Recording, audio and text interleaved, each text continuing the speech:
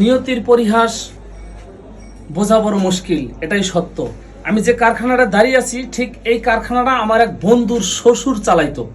অর্থাৎ এই যে আমার পিছনে একটি ছবি দেখতে পারতেছেন, এই আমার বন্ধুর যে শ্বশুর আওলাদ চাচা, উনি এই কারখানাটা মানে পরিচালনা করতেন। কিন্তু হঠাৎ তিনি মারা যান। তিনি যখন মারা যান, হঠাৎ স্ট্রোক করছিল, কিন্তু সম্পূর্ণ কারখানাটা পরিপাটি সাজানো অবস্থায় আছে। কিন্তু মূল কারখানাটার বিষয় হইল উনি বল পেন মেশিন তৈরি করতো। আমি আপনাদেরকে যদি একটু মেশিনটা দেখানোর চেষ্টা করি, এই যে মেশিনটা, এই বল পেন যে মেশিনগুলো, এই মেশিনগুলো তিনি বানাইতো। অর্থাৎ এই মেশিনগুলো তৈরি করতে গিয়া যে যে যন্ত্রপাতি যায় এবং যে আসবাবপত্র লাগে, সম্পূর্ণ জিনিস এই কারখানার ভিতর আছে। আমি যদি আপনাদেরকে আর একটু দেখানোর চেষ্টা করি, এই ওয়াশারগুলো তৈরি করতে যে মেশিনটা প্রয়োজন হয়, সেই মেশিনটাই আমার এই আঙ্কেল তৈরি করতো। এই মেশিনটা বানাইতো বিভিন্ন জায়গায় জায়গায়, যেমন ওই গাজীপুর, তারপর মগেশ্বল এলাকা, চিটাগাং, তারপর চট্টগ্রাম, এই বিভিন্ন এলাকায় এই মেশিনগুলো তিনি ডেলিভারি দিয়ে থাকেন, এখানে নতুন তৈরি করতেন।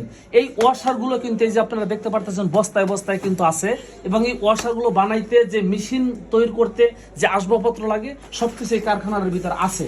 এবং এই যে একটা ঝালাই মেশিন, এই মেশিনটা হইলো বাহিরের, বাংলাদেশের না। আপনারা দেখতে পাচ্ছেন উসাকা কোম্পানির মেশিন। তারপর আমি আরেকটু আপনাদেরকে দেখানোর চেষ্টা করি। আরেকটি বিষয় হলো তার যে হাতের যে বাইকটি, একটি মোটর সাইকেল, সেই মোটর বাইকটাও কিন্তু এইভাবেই কারখানার ভিতর আছে। এইটাও বিক্রি করা হবে। যদি আপনারা কেউ নেওয়ার ইচ্ছুক থাকে, আমাদের এই স্ক্রিনে দেওয়া নাম্বারে যোগাযোগ করবেন। এবার হলো একটা ঢিল মেশিন। অর্থাৎ এটা বলে মিস্ত্রি বা ইঞ্জিনিয়াররা বলে গাছ ঢিল বলে। এটা অনেক শক্তি। আমরা যে একটু আগে পরীক্ষা করছিলাম, এটা অ্যাঙ্গেল দিয়ে যখন আমরা এইভাবে জাতা দিলে ছিদ্র হয়ে যায়, অনেক শক্তিশালী।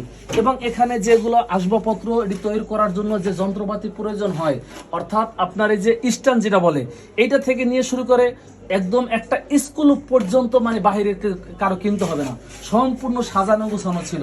অর্থাৎ একটা হঠাৎ দুর্ঘটনা হইলে, একটা মানুষ যখন হঠাৎ মারা যায়, ভাই আমরা সবাই মরণশীল, একদিন সবারই যেতে হবে। ঠিক গুছানো একটি কারখানা, এমনই অবস্থা, একটা মানুষ চলে যাওয়ার পিছনে ঠিক ওই মুহূর্তে কেমন গুছানো থাকতে পারে।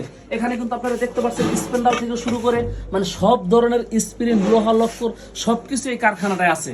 আপনারা যারা ইচ্ছুক, আমি আপনাদেরকে বিনীত অনুরোধ জানাবো, যারা এই কাজের সাথে যুক্ত, এই ব্যবসার সাথে যুক্ত, তারা যদি ইচ্ছা করেন, ভাই আপনাদের হাতের ইশারা একটা মানুষের হয়তো রিজিক, এটাই সত্য। আপনাদের যেহেতু এগুলো কিনতেই হয়, আপনারা এই মালামালগুলো যদি একটু যোগাযোগ করে এসে দেখেন, দেখার পরে যদি আপনাদের ইচ্ছা হয়, পছন্দ হয়, আপনাদের প্রয়োজন মনে করেন, তাহলে 2টা টাকা দিলে একটা মানুষের জীবনে চলে গেল, আপনারও জিনিসপত্রগুলো কাজে লাগলো। এটাই হলো আমার দাবি। এবং ভিজন নাম প্রথমবার এসে